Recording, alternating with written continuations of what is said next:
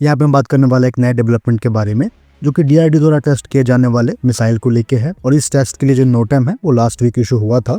Notum में जो 2 test हैं वो इंडिकेटिव थे। जो पहला टेस्ट था वो 1 तारीख से लेकर 4 तारीख के बीच में होना था दिसंबर में, और जो सेकंड टेस्ट था वो आधे दिसंबर के अराउंड था। नया डेवलपमेंट यहाँ पे ये है कि इन दोनों ही नोटम को कैंसिल कर दिया गया है। और यहाँ पे जो मुख्य कारण दिख रहा है वो चाइनीज सर्वे वेसल के अराउंड होना है। और ये जो सर्वे वेसल्स हैं वो मूव कर रहे थे उन पॉइंट पे जहाँ पे मिसाइल का स्प्लैश है तकरीबन 4000 किलोमीटर के अराउंड, तो वहाँ पे वो मूव कर रहे थे। तो ऐसा पहली बार नहीं हुआ है, इससे पहले भी इस तरह के जो 2 नोटम है वो ऑलरेडी इशू हुए थे। और वहाँ पे भी कुछ ऐसी एक्टिविटी है चाइना के द्वारा वो देखने को मिली थी जहाँ पे चाइनीज सर्वे वेसल्स हैं वो मूव कर रहे थे। 2 तरह के जो सर्वे वेसल है वो चीन के IUR रीजन में है। जो पहला सर्वे वेसल है वो सियान 6 है जो कि ओशिनियोग्राफिक सर्वे शिप है, तो पोर्ट लुइस से यानी कि मॉरिशस से मूव कर रहा था जहाँ पे DRDO का जो मिसाइल है नोटम में वो गिरने वाला था स्प्लैश पॉइंट पे, तो वहाँ पे ये मूव कर रहा था। और जो सेकंड वेसल है वो सैनहाई हाओ है।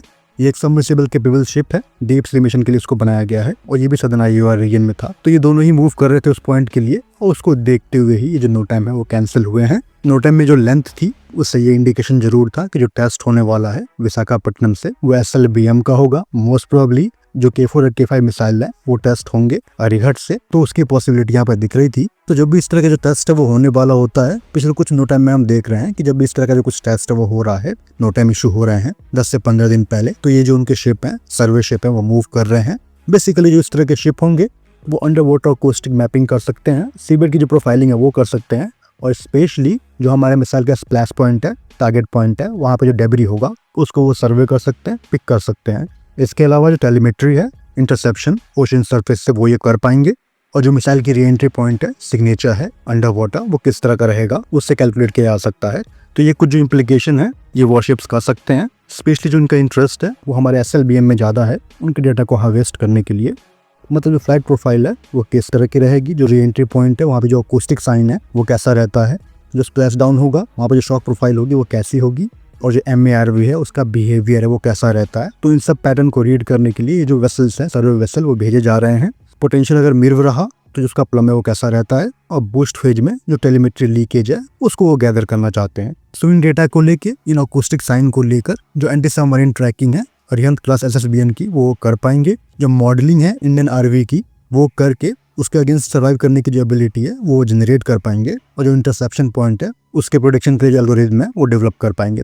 तो ये कुछ एडवांटेज है वो उनको मिलेगा अगर जो डेटा है वो गैदर करते हैं तो। और ये दोनों ही जो वॉरशिप है शंघाई हाओ और सियान 6 ये करने में कैपेबल है अगर वो स्प्लैश पॉइंट के अराउंड रहते हैं। तो यहाँ पे भारत के लिए जरूरी ये है कि एक जो लार्ज फ्लोटिंग टेस्ट रेंज है वो भारत डेवलप करे, बनाए।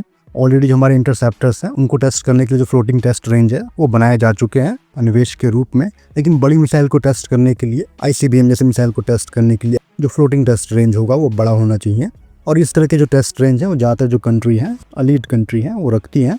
फ्लोटिंग टेस्ट रेंज होने की वजह से कोई भी जो लोकेशन है वो आप पिक कर सकते हो। हालांकि नोटम इशू करने की जो रिक्वायरमेंट है वो जरूर रहेगी, वो आपको इशू करना ही पड़ता है, लेकिन नोटम इशू करने का जो टाइम है वो आप एक दिन पहले नोटम इशू करके अगले दिन जो टेस्ट है वो कंडक्ट कर सकते हो, और इतना टाइम नहीं मिलेगा आपके एनिमी को कि उस लोकेशन तक वो मूव कर पाए। तो ये आपको एडवांटेज मिलता है।